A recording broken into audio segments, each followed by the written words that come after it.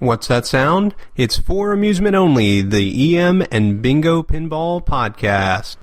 Welcome back to For Amusement Only. This is Nick Baldridge. Tonight I wanted to talk about a Japanese pinball machine. It's 1973's Sega Galaxy.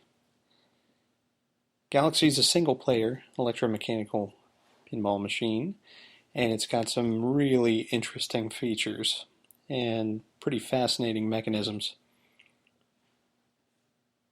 So, first let's talk tech. Alright, let's get through some technical stuff because I find it really interesting. A lot of the mechanisms are similar to Williams EM, but some are similar to Bally. For example, their flipper coils are the odd double terminal flipper coils of certain Bally EMs. Their relays are all sealed relays that plug into a board. This is similar to an automotive application, and you did start to see those in, say, Chicago Coin or Allied Leisure machines. What's really fascinating, though, is that instead of Jones plugs, Sega eschewed that and instead used Molex connectors. Now what's interesting about this is that Molex connectors are definitely smaller than Jones plugs. However, as we've seen over and over through the ages with solid-state machines, are much less reliable than a Jones plug. Each, of course, have their place, but what is interesting, or has proven itself out to me over several years of repairing various different eras of games from all different manufacturers, is that games with Jones plugs tend to have fewer connection problems than games with Molex connectors. You have much larger pins in a much larger area, of course, and it's a lot more noticeable when you accidentally destroy a Jones plug pin than it is when you accidentally mangle a Molex pin.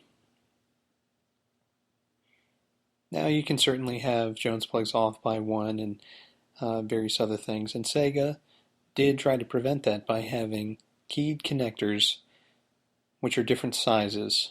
So there's 3 main connectors in the back box, and those 3 connectors cannot be interchanged.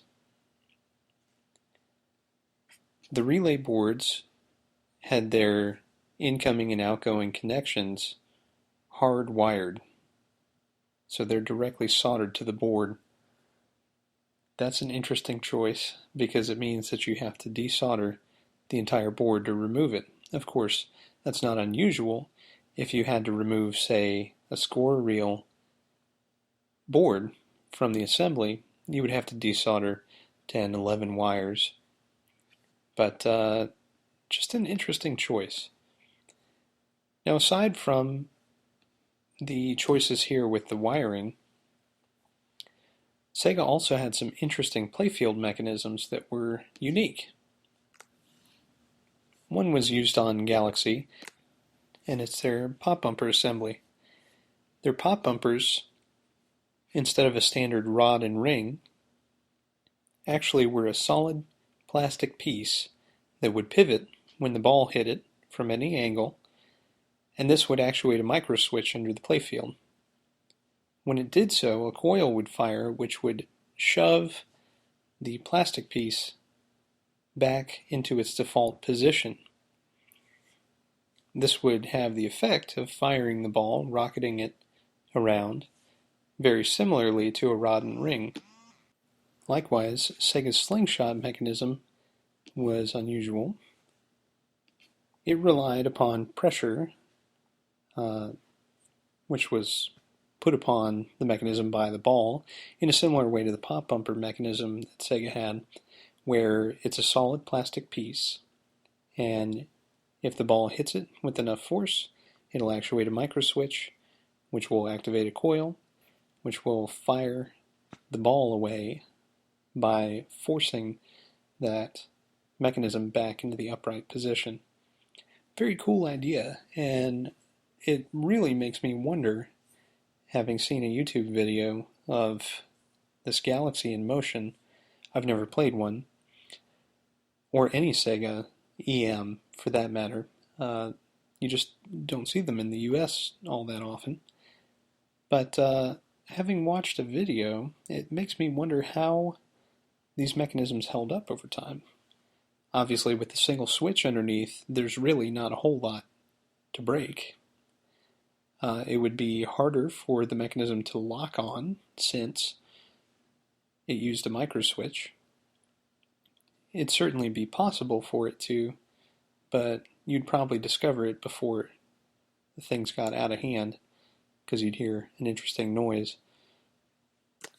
But more than all that, I wonder how the plastic holds up, because if you're smacking the ball around, how quickly until the plastic breaks?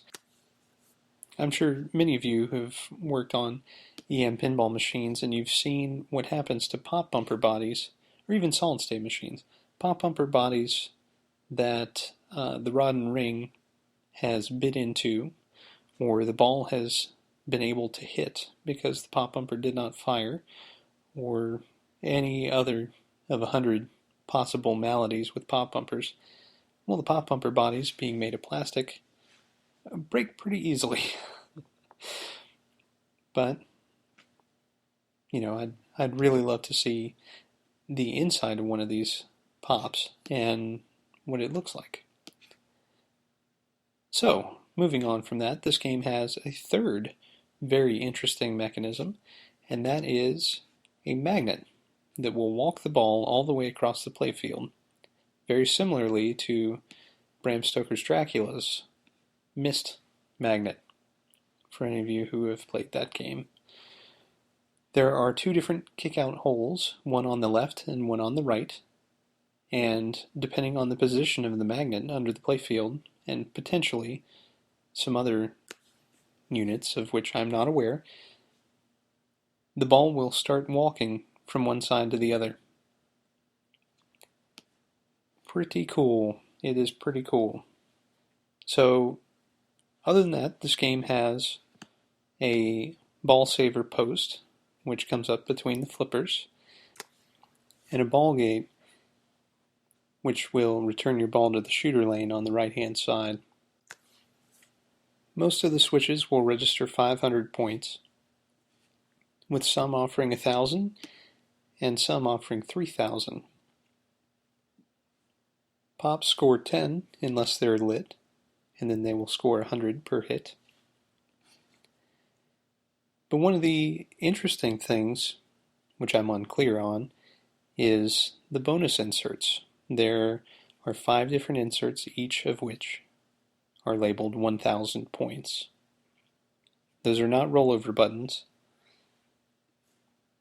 and I have no idea how they're incremented, but they appear to be able to be incremented, and I'm almost positive that you can collect them by traveling from left to right or right to left.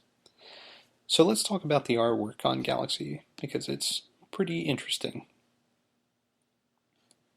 You've got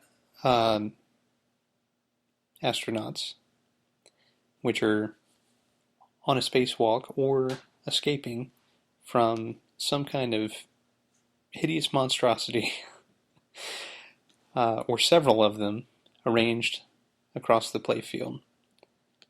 There's a rocket flying away towards a target in the upper right, which awards your special or 3,000 points if special is not lit.